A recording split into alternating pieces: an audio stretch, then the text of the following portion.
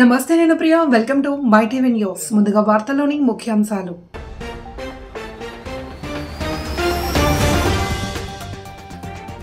పోలవరం ప్రాజెక్టును సందర్శించిన సీఎం చంద్రబాబు అధికారులు ఇంజనీర్లతో సమీక్ష రాష్ట్రానికి పోలవరం గేమ్ చేంజర్ అవుతుందని ధీమా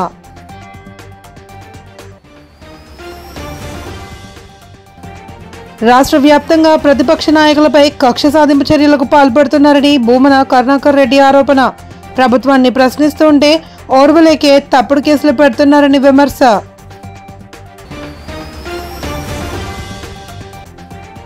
అసంఘటిత కార్మికులకు ప్రభుత్వం అండగా ఉంటుందన్న తెదేపా రాష్ట్ర అధ్యక్షుడు పల్లా పార్టీ సభ్యత్వం పొందడం వలన మేలు ఉంటుంది అని వెల్లడి ఏపీ ముఖ్యమంత్రి చంద్రబాబు పోలవరం ప్రాజెక్టును సందర్శించిన అనంతరం అధికారులు ఇంజనీర్లతో సమీక్ష నిర్వహించారు. ఈ సందర్భంగా ఆయన మాట్లాడుతూ చైనాలోని 3 గోర్జియస్ డ్యామ్ కంటే పోలవరం మెరుగైన ప్రాజెక్టు అని పేర్కొన్నారు. పోలవరం ప్రాజెక్టు కోసం 2014 నుండి 19 మధ్య రాత్రింబవళ్లు శ్రమించామని తెలిపారు. ఒకేసారి 32,000 క్యూబిక్ మీటర్ల కాంక్రీట్ వేసి వరల్డ్ రికార్డు సృష్టించాము అని చంద్రబాబు వెల్లడించారు.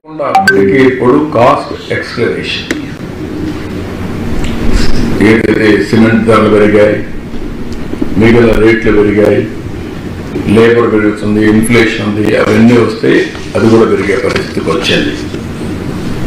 ఇంకొక పక్క గవర్నమెంట్ ఆఫ్ ఇండియా ఇచ్చినటువంటి 8,242 కోట్లు ఇస్తే 2,334 కోట్ల రూపాయలు డైవర్ట్ చేశారు.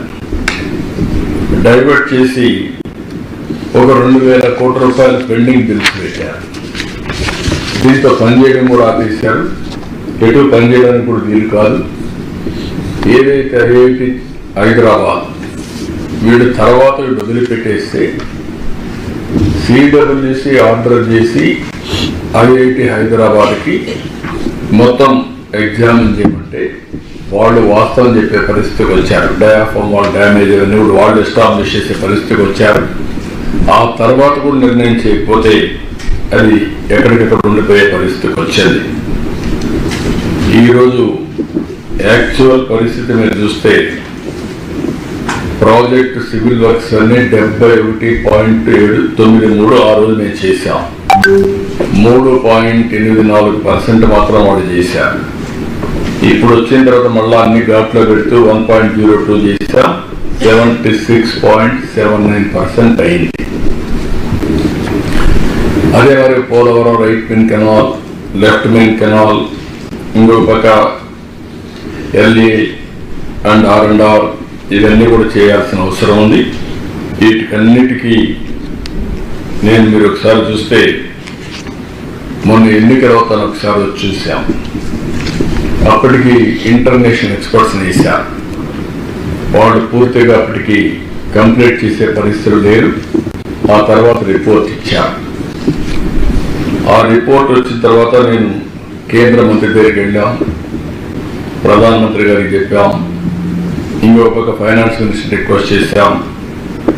12,157 కోట్లు ఏదైతే ఫేజ్ 1 రాష్ట్రంలో కూటమి ప్రభుత్వం యథేచ్ఛగా కక్ష సాధింపు చర్యలకు పాల్పడుతుంది అని వైఎస్ఆర్సీపీ నాయకులు కార్యకర్తల్లో వేధిస్తోంది అని పార్టీ రాష్ట్ర అధికార ప్రతినిధి భూమన కరుణాకర్ రెడ్డి ఆగ్రహం వ్యక్తం చేశారు. తిరుపతిలో మీడియా ప్రశ్నలకు బదులిచ్చిన ఆయన ఆ దిశలోనే తమ పార్టీ నేత శ్రీకాళహస్తి మాజీ ఎమ్మెల్యే బియ్యపు మధుసూదన్ రెడ్డిపై అక్రమంగా కేసు నమోదు చేశారని ఆక్షేపించారు. మాజీ శాసనసభ్యుడైనటువంటి బియ్యం మధుసూదన్ రెడ్డి గారు అక్కడ బైఠాయిస్తే ఆయన అధికారులను తీవ్రంగా దుర్భాషలాడినట్టుగా కేసు మోపి ఈ రోజున ఆయన్ని అరెస్టు చేయడానికి ప్రయత్నాలు చేయటం అన్నది చాలా అభ్యంతరకరమైనటువంటి విషయం. ఇలా చట్ట వ్యతిరేకంగా ఉన్నటువంటి కట్టడాలను కూల్చాలనుకుంటే సగం కట్టడాలని కూల్చాల్సినటువంటి అవసరం ఉన్నది. పని కట్టుకొని మనకు వ్యతిరేకంగా ఓటు వేశారు, మనకు వ్యతిరేకంగా ఓటు వేసినటువంటి వాళ్లకు ఆశ్రయం ఇస్తున్నారు అని తమకు అనుకూలంగా లేనటువంటి వ్యక్తుల మీద, సంస్థల మీద ఈ రకంగా కక్ష సాధింపు చర్యలకు దిగేటువంటి ప్రయత్నం చాలా తప్పిదం. మధుసూదన్ రెడ్డి గారు అక్కడ చాలా యాక్టివ్గా ఉన్నారు కాబట్టి ప్రస్తుత ప్రభుత్వానికి వ్యతిరేకంగా గట్టిగా పోరాటం చేయాలా అని నిశ్చయించుకున్నాడు కాబట్టి ఆయన మీద ఉద్దేశపూర్వకంగా అధికారులను దుర్భాషలాడినారు అనేటువంటి నెపం మోపి ఆయన మీద తప్పుడు కేసు బనాయించటాన్ని వైఎస్ఆర్ కాంగ్రెస్ పార్టీ తీవ్రంగా వ్యతిరేకిస్తున్నది. ఇది ఒక కాళహస్తికి పరిమితి కాలేదు. ప్రతి చోట ఇదే రకంగా తమకు నచ్చనటువంటి వ్యక్తుల మీద, సంస్థల మీద ఈ రకంగా వాళ్ళ మీద ఏదో ఒక రకమైనటువంటి దుష్ప్రచారాన్ని చేసి వాళ్ళు తప్పుడుగాళ్ళు అని మొదట ప్రచారం చేసి వాళ్ళ మీద కేసులు బనాయించేటువంటి కార్యక్రమాలు. కళాశీల సంక్షేమానికి కూటమి ప్రభుత్వం కట్టుబడి ఉంటుంది అని తెదేపా రాష్ట్ర అధ్యక్షుడు ఎమ్మెల్యే పల్లా శ్రీనివాస్ అన్నారు. అసంఘటిత కార్మికులకు ప్రభుత్వం అండగా ఉంటుందన్నారు. నియోజకవర్గ వ్యాప్తంగా ఉన్న 18 కళాశీ సంఘాలు ఏకతాటిపైకి వచ్చి శ్రీ సూర్యదుర్గ కళాశీ సంక్షేమ సంఘంగా ఏర్పడిన నేపథ్యంలో సంఘం ఆధ్వర్యంలో కళాశీల ఆత్మీయ సమావేశాన్ని ఏర్పాటు చేశారు. ముఖ్య అతిథిగా పాల్గొన్నారు. అలాగే కేంద్ర ప్రభుత్వాలు కూడా 70 సంవత్సరాలు దాటినటువంటి వారు ఎవరు ఉన్నారంటే వాళ్ళకి 5 లక్షల రూపాయలు ఆరోగ్య ఖర్చు నిమిత్తం, హాస్పిటల్ ఖర్చు నిమిత్తం ఇచ్చి దాన్ని కూడా మనం నమోదు చేసుకోవాల్సిన అవసరం ఉంది. కనుక ఈ ఇవన్నీ కూడా అంటే లేబర్ డిపార్ట్మెంట్ నుంచి రావాల్సినటువంటి స్కీమ్స్ ఉన్నా, పథకాలు ఉన్నా, అలాగే కేంద్ర ప్రభుత్వం పెట్టేటువంటి పథకాలు మనం తీసుకోవాలన్నా, రాష్ట్ర ప్రభుత్వం పెట్టేటువంటి పథకాలు తీసుకోవాలన్నా సరే మనం అందరూ కూడా ఒక సంఘటితంగా ఉండాలి. వాటి మీద ప్రభుత్వ పథకాలని అందిపుచ్చుకోవడానికి ఈ సంఘం ద్వారా మనం చేసుకోవాల్సిన అవసరం ఉంది. దానికో బిల్డింగ్ కట్టాల్సిన అవసరం ఉంది. కనుక దీని మీద నా పదవీ కాలం ఉన్నప్పుడు ఖచ్చితంగా చేస్తానని చెప్పి మీకు అందరికీ కూడా తెలియజేస్తున్నాను. ముఖ్యమంత్రి గారు కూడా అసంఘటిత కార్మికులకు ఎక్కువ మనం ప్రయారిటీ ఇవ్వాలి. ఎందుకంటే ప్రభుత్వం మీద ఎటువంటి ఆధారపడకుండా వాళ్ళు సొంతగా వాళ్ళే ఒక సంఘం కింద ఏర్పడి వాళ్ళు ప్రభుత్వం మీద ఏం భారం లేకుండా కష్టపడుతున్నారు. జనరల్గా ప్రభుత్వం ఏముంటుంది, ఎంతమంది యువత ఉంటే వాళ్ళందరికీ కూడా ఉద్యోగాలు ఇవ్వాలి. మీరు ప్రభుత్వం మీద ఆధారపడలేదు, మీ సొంతగా కాలు మీద నిలబడి మీరే ప్రభుత్వానికి ఇంకా సహకారం అందిస్తున్నట్టు. కనుక మిమ్మల్ని చూసుకోవాల్సిన బాధ్యత మా పైన ఉందని చెప్పేసి మీ అందరికీ తెలియజేస్తూ ఖచ్చితంగా మీరు ఎప్పుడు పిలిచినా నేను మీకు అందుబాటులో ఉంటాను.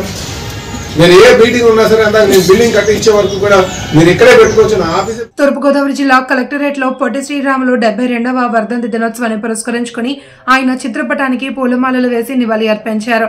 ఈ సందర్భంగా జాయింట్ కలెక్టర్ ఎస్ చిన్నరాయుడు మాట్లాడుతూ ఆంధ్రప్రదేశ్ రాష్ట్ర ప్రభుత్వం ఉత్తర్వులను అనుసరించి వర్ధంతి కార్యక్రమాన్ని చేపట్టి ఘన నివాళి అర్పించడం జరిగిందన్నారు. తెలుగు భాష మాట్లాడే వారి కోసం ప్రత్యేక రాష్ట్రం కావాలి అని ఆమరణ దీక్ష చేపట్టి రాష్ట్రం కోసం ప్రాణత్యాగం చేసిన గొప్ప వ్యక్తి అన్నారు.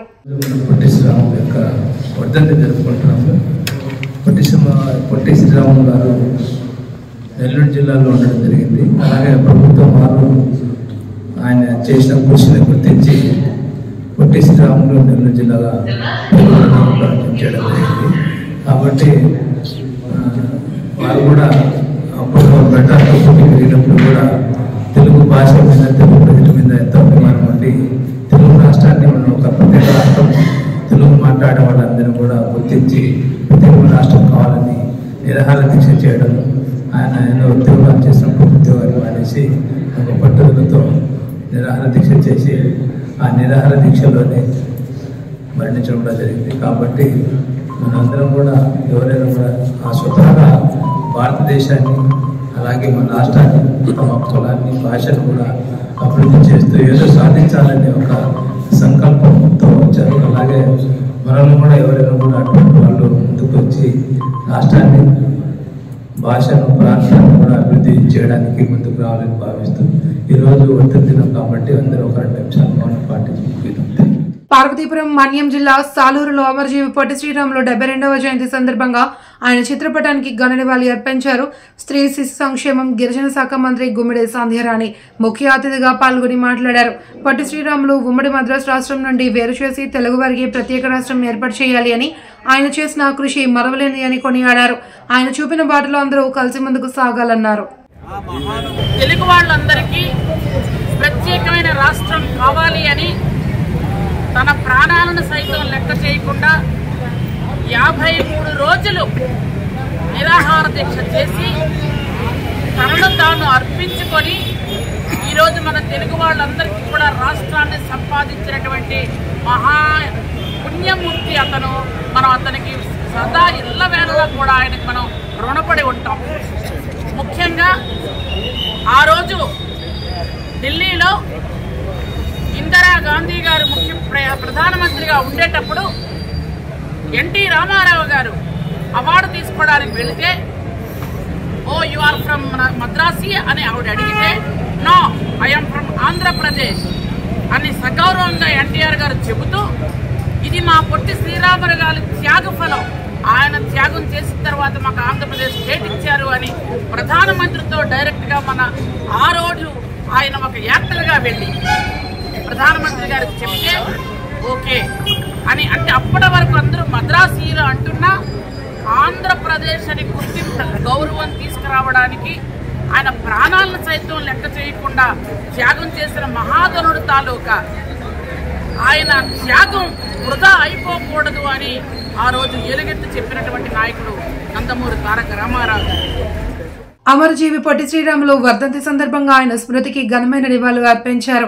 తూర్పుగోదావరి జిల్లా నిడదవోలు మెయిన్ బజార్లో ఉన్న శ్రీ పొట్టి శ్రీరాములు విగ్రహానికి పూలమాలలు వేసి నివాళి అర్పించారు.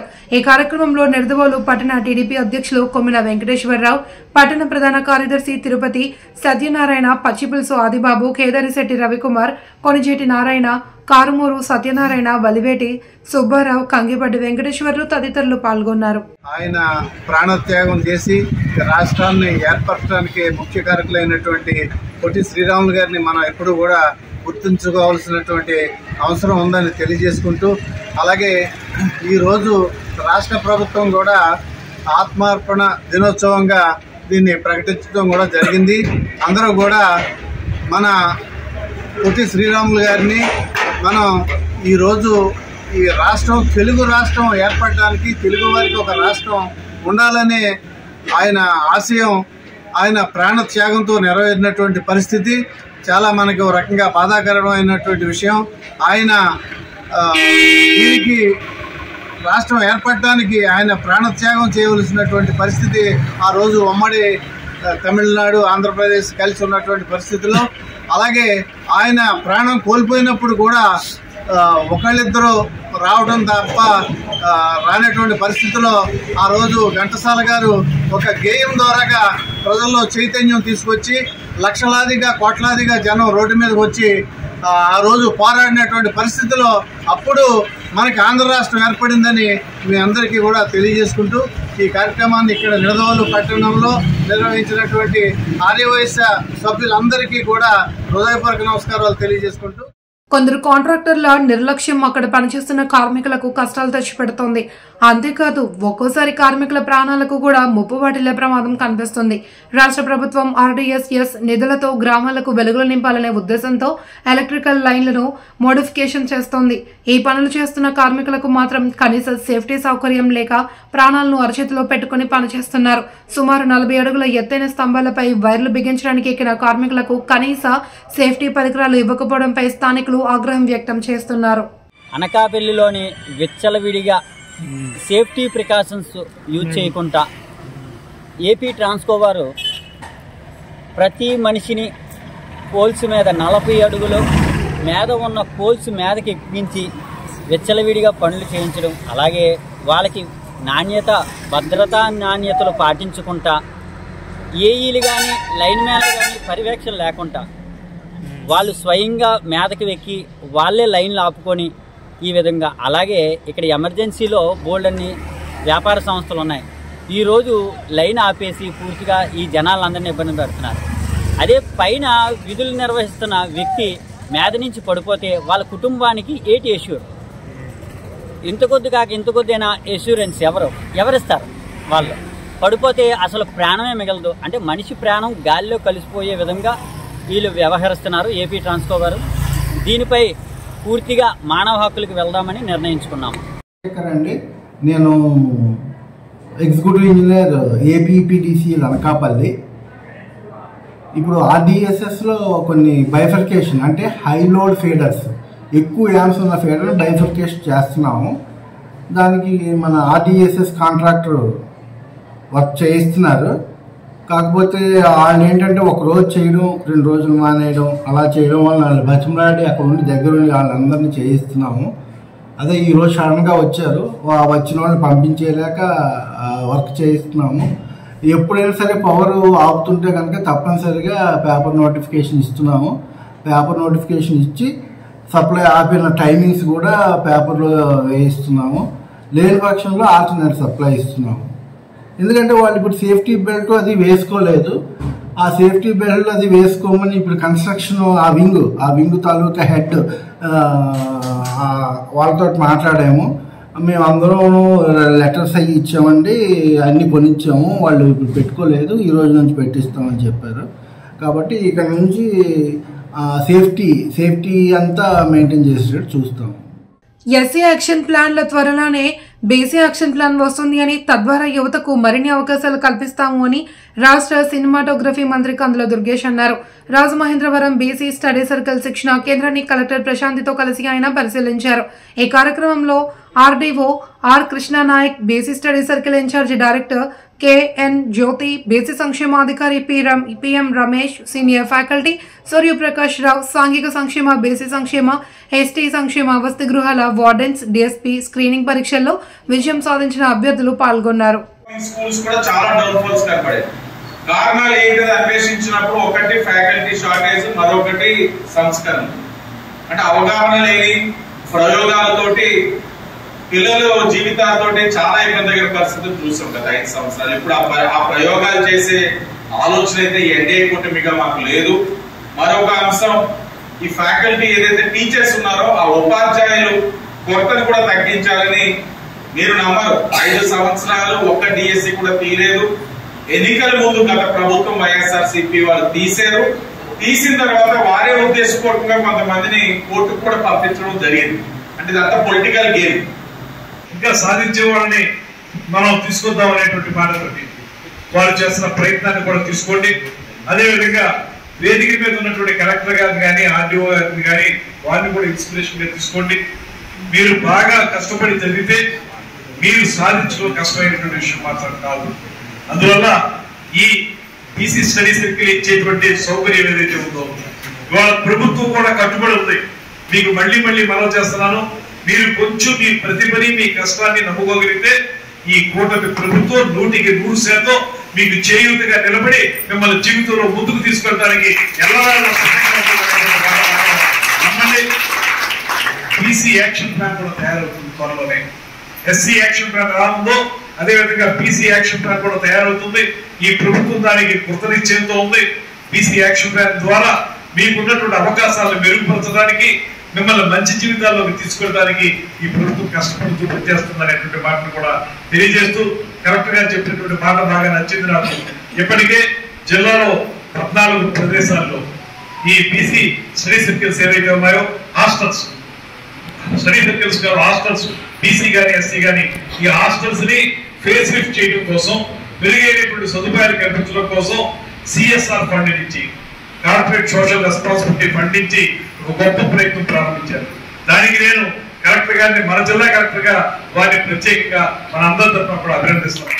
పార్వతీపురం మన్యం జిల్లా సాలూరులో మాజీ ఉప ముఖ్యమంత్రి పీడిక రాజన్నదొర ఆధ్వర్యంలో అమరజీవి పొట్టి శ్రీరాములు వర్ధంతి కార్యక్రమం నిర్వహించారు. ఆంధ్ర రాష్ట్ర ఏర్పాటుకై కృషి చేసి ఆమరణ నిరాహార దీక్ష చేపట్టి ప్రాణాలు అర్పించి ఆంధ్రప్రదేశ్ రాష్ట్రానికి తన అస్తిత్వాన్ని అంకితం చేసిన మహానుభావుడు అమరజీవి అని కొనియాడారు. కార్యక్రమంలో సాలూరు టౌన్ మాజీ మున్సిపల్ వైస్ చైర్మన్ గిరి రఘు, టౌన్ వైఎస్ఆర్సీపీ అధ్యక్షులు వంగపండు అప్పలనాయుడు, టౌన్ వైఎస్ఆర్సీపీ కౌన్సిలర్లు, నాయకులు, కార్యకర్తలు పాల్గొన్నారు. మాటిమాటికి అబద్ధాలే జరుగుతున్నాయి. ఇప్పుడు ఆ పరిపాలనలో జగన్మోహన్ రెడ్డి గారు 3 రాజధానులు పెడతానన్నాడంటే తన కోసం కాదు, తెలుగు వారికి ఉన్న ఆంధ్రప్రదేశ్ లో 3 ప్రాంతాలు అభివృద్ధి చెందాలని ఆయన ఆలోచించాడు. 3 ప్రాంతాలు అభివృద్ధి చెందాలని. అమరావతిలో శాసన రాష్ట్రమే ఉంటుందని చెప్పారు, తీసేస్తామని చెప్పలేదు కదా. విశాఖపట్నంకి ఎగ్జిక్యూటివ్ అది కార్యనిర్వహణ సెక్రటరియట్ ఉంటుందని చెప్పారు. హైకోర్టు అక్కడ చెప్పారు. అంతే అన్ని చోట్ల ఉత్తరాంధ్రలోని, కోస్తాంధ్రలోను, అదేవిధంగా రాయలసీమలోను 3టికి సమతౌల్యము, సమన్యాయము, సమధర్మం 3 చేయాలని జగన్మోహన్ రెడ్డి ఆలోచించారు. ఆయన ఆశయాల వల్ల రాష్ట్రం వచ్చింది కాబట్టి ఇవన్నీ ఆలోచించగలుగుతున్నాం. ఇప్పటికైనా ఆయన ఆశయాలు జగన్మోహన్ ఏదైతే పొట్టి శ్రీరాములు గారు ఆలోచించారో ఆయన ఆశయాలు కొన్నైనా నెరవేర్చాలి అని ఆలోచనతో జగన్మోహన్ రెడ్డి గారు చేస్తే మరి ఈ రోజు ఆయన ఆశయాలు కట్టుకట్టుగా మరి సుప్రీంకోర్టులో కూడా కేసు వస్తే మా కేసు 3 రాజధానులు వద్దండి అని వాళ్ళు అక్కడ అఫిడవిట్ ఫైల్ చేయడం. మా 3 రాజధానులు వద్దు, ఫైల్ క్లోజ్ చేసింది. అఫిడవిట్ పోతే పేపర్లు చదివాను, అంతవరకు నిజమో నాకు తెలియదు. పేపర్లు చదివాము 3 రాజధానులు వద్దు, ఆ కేసుతో ఇంత ముగించండి అని ఇప్పుడున్న ప్రభుత్వం కోరినట్టు. అంటే ఈ కోరుకున్న ఆశయాలను కొన్ని చేయాలి కదా. ఆయన ఆశయాల ప్రకారం కూడా మనం నవంబర్లో మరి ఆయనకి ఘన నివాళులు అర్పించాలి, ఆంధ్రప్రదేశ్ దినోత్సవం జరుపుకోవాలి. అది కూడా జరుపుకోవడం లేదు మనం. ఇప్పుడు ఈ ప్రభుత్వం జగన్మోహన్ రెడ్డి గారు చేశారు. తెలుగు వారికి ఎప్పుడైతే రాష్ట్రం వచ్చిందో అప్పటి నుంచి కూడా జరుపుకుంటున్నాము. దర్శకుడు రామ్ గోపాల్ వర్మను రాష్ట్ర బహిష్కరణకు ఆదేశించాలి అని, అతనిపై పీడీ యాక్ట్ అమలు చేయాలి అని రాష్ట్రీయ ప్రజా కాంగ్రెస్ డిమాండ్ చేసింది. ఈ మేరకు ఆంధ్రప్రదేశ్ ముఖ్యమంత్రి చంద్రబాబు, ఏపీ డీజీపీ ద్వారకా తిరుమలరావు, తూర్పుగోదావరి జిల్లా కలెక్టర్ పి ప్రశాంతి, జిల్లా ఎస్పీ నరసింహకిషోర్, రాజమండ్రి 3వ పట్టణ పోలీస్ స్టేషన్ ఎస్హెచ్ఓ వర్రే అప్పలరావులకు పార్టీ నేత మేడ శ్రీనివాస్ లిఖితపూర్వకంగా ఫిర్యాదు చేశారు. ఆర్జీవీ చేష్టలు రోజురోజుకి శృతిమించిపోతున్నాయి అని ఆందోళన వ్యక్తం చేశారు. ఆంధ్రప్రదేశ్, తెలంగాణ రాష్ట్రాల నుంచి రామ్ గోపాల్ వర్మని బహిష్కరించాలి. దీంట్లో భాగంగా రాష్ట్ర ముఖ్యమంత్రి చంద్రబాబు నాయుడు గారికి, అలాగే డీజీపీ, ఏపీ డీజీపీ వారికి, అలాగే జిల్లా కలెక్టర్ గారికి, జిల్లా ఎస్పీ గారికి, అలాగే 3 టౌన్ పోలీసు వారికి రాష్ట్రీయ ప్రజా కాంగ్రెస్ పార్టీ నుంచి ఒక కంప్లైంట్ ఇచ్చాం. ఖచ్చితంగా దీని మీద దేశ భద్రత, సామాజిక భద్రత, ప్రజా భద్రతని దృష్టిలో పెట్టుకుని, శాంతి భద్రతల్ని దృష్టిలో పెట్టుకుని ఖచ్చితంగా రామ్ గోపాల్ వర్మ మీద కఠిన చర్యలు చేపట్టాలి, పీడీఎఫ్ ప్రవేశపెట్టాలని చెప్పి మేము కంప్లైంట్ ఇచ్చాం. ఆ ప్రకారం పోలీసు వారు తక్షణం కేసు నమోదు చేయాల్సినటువంటి అవసరం ఉందని, లేదంటే ఇది న్యాయపరంగా ఎంతవరకైనా వెళ్తాం, రామ్ గోపాల్ వర్మ బుద్ధి చెప్తాం. విడిపోయినటువంటి రాష్ట్రాల్లో మరలా ఇంకో అశాంతిని ప్రేరేపించడం, ఆంధ్ర తెలంగాణ మధ్య చిచ్చు పెట్టడం, ఆంధ్ర వాళ్ళని వ్యక్తిగతంగా ఆంధ్ర మనోభావాలు దెబ్బతినే విధంగా ఇతను ఇష్టానుసారం మాట్లాడుతున్నాడు. ఎందుకు మాట్లాడుతున్నాడో, ఎవరు మాట్లాడిస్తున్నారో తెలియదు. దీని వెనక ఏదో కొన్ని అదృశ్య శక్తులు ఉంటాయి.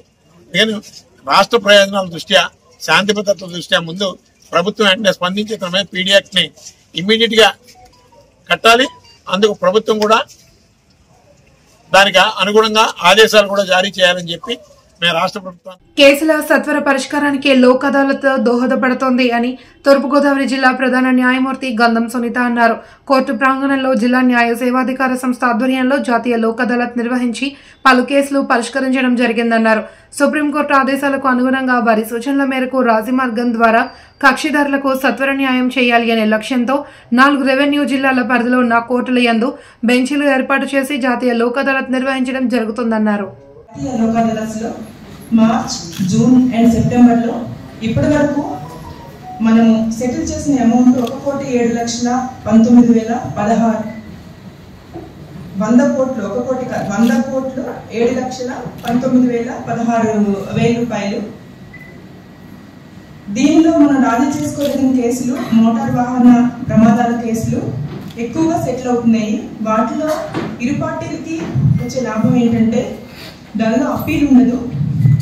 పిటిషనర్ సైడ్ నుండి అయితే ఇంట్రెస్ట్ ఫోర్గో అవుతున్నారు. కన్వెన్షనల్ హెడ్స్ అంటే కన్సార్టియం లాంటివి కానీ, estate loss of estate, loss of amenities ఇట్లాంటివి వాళ్ళు ఫోర్గో అవుతున్నారు.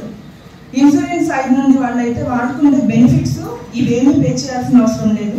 పిటిషనర్ సైడ్ నుండి అయితే కనుక ఇమీడియట్గా అమౌంట్ తీసుకుంటారు కాబట్టి ఇంట్రెస్ట్ క్యాల్కులేట్ చేసుకున్నా, మీరు ఫోర్గో అయిన ఇంట్రెస్ట్ క్యాల్కులేట్ చేసుకున్నా అది మీకు వచ్చేసే అవకాశం ఉంటుంది. మ్యాక్సిమం ఈ కేసెస్లో సెటిల్ చేసుకుని ఈ రోజు సెటిల్ చేసుకున్న వాళ్ళందరికీ కూడా మ్యాక్సిమం డిస్బర్స్మెంట్ ఇవ్వడం జరుగుతుంది.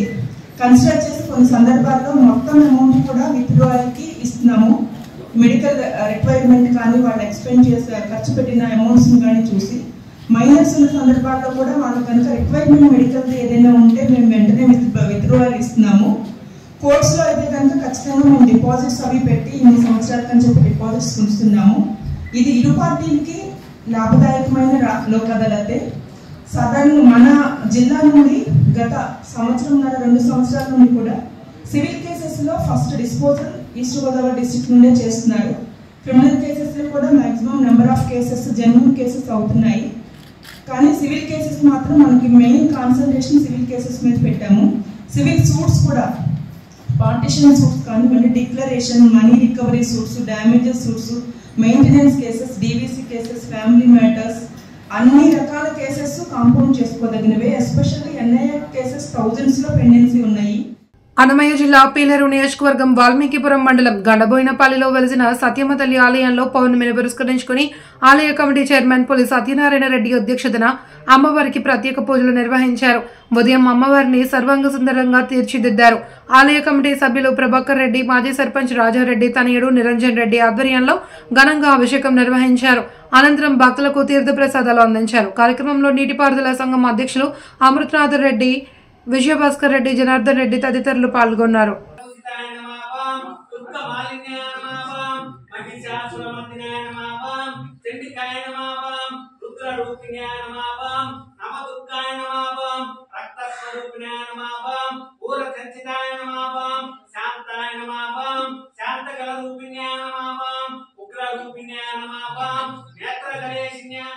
బాపట్ల జిల్లా మాజీ సైనిక సంక్షేమ సంఘం అధ్యక్షులు తాండ్ర సాంబశివరావు ఆధ్వర్యంలో మాజీ సైనికులు గెట్ టుగెదర్ ఏర్పాటు చేశారు. ఈ సందర్భంగా మాజీ సైనికులకు సంబంధించిన పలు సంక్షేమ విషయాల గురించి వివరించారు. మాజీ సైనికుల వార్షిక ఆత్మీయ సమావేశం సందర్భంగా పలు సాంస్కృతిక కార్యక్రమాలతో పాటు పిల్లలకు, మహిళలకు మరియు మాజీ సైనికులకు వివిధ రకాల ఆటల పోటీలు నిర్వహించి బహుమతులు ప్రదానం చేశారు. బాపట్ల పట్టణ ప్రముఖులు Muppiri Rajasekhar Babu, Repalle division president Subani Baig, Nizampatnam president Sheikh Sultan తదితరులు పాల్గొన్నారు.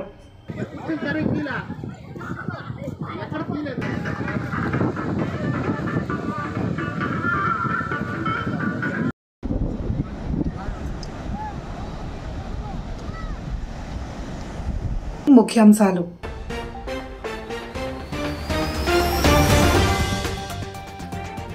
పోలవరం ప్రాజెక్టును సందర్శించిన సీఎం చంద్రబాబు, అధికారులు, ఇంజనీర్లతో సమీక్ష.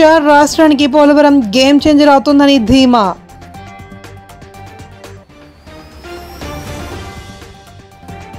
రాష్ట్ర వ్యాప్తంగా ప్రతిపక్ష నాయకులపై కక్ష సాధింపు చర్యలకు పాల్పడుతున్నారని భూమన కరుణాకర్ రెడ్డి ఆరోపణ. ప్రభుత్వాన్ని ప్రశ్నిస్తుంటే ఓర్వలేకే తప్పుడు కేసులు పెడుతున్నారని విమర్శ.